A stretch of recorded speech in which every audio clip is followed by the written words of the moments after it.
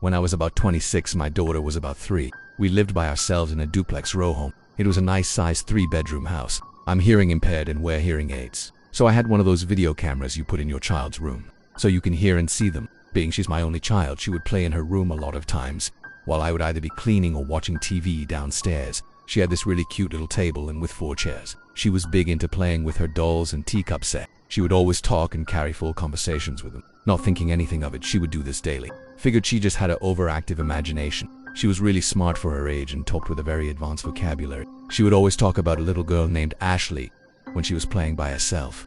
Once again, not thinking anything about it. Well, downstairs, I had a fireplace that wasn't used anymore. And most fireplaces have some type of mantle where you can put things, basically a shelf if you want to call it. Mind you, my daughter was about 3, she barely knew how to spell her own name. I was cleaning around the fireplace and I shit you not, there on the bottom of the fireplace in red crayon is the name Ashley. So I'm thinking at this point something is not setting right. I have my child talking to her imagery friend named Ashley. I just now discovered the name Ashley under the fireplace. So then I proceeded to ask her questions about her friend. A 3-year-old should not be going into great detail about her friend. She then tells me in detail what this Ashley person looks like, telling me she's about 6 or 7 years old, long black hair and is missing her face. Okay, now shit is getting really weird. I ask her to draw mommy a picture. She draws me a picture of this little girl and a fire. I'm starting to kind of freak out a little. Then things start happening in our house. Things start coming up missing and put in random places. I start feeling cold spots near the upstairs and in the basement. So then we're both watching TV downstairs. You know, as a parent, when you cuddle with your little one and they fall asleep on you.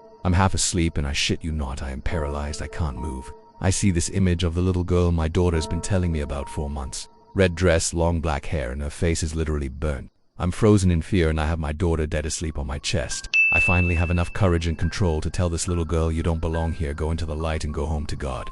I swear after saying those words, my daughter never brought her up again. It was by far one of the most realistic things I've ever encountered. I have a few more, but that's for another time. My daughter is 16 now and she still remembers her friend. Also, I must note, I brought it up to the landlord a few weeks after it happened. He literally froze when I asked if there was a fire. He said yes, in the basement, a little girl named Ashley was trapped and wasn't able to escape due to the door being stuck.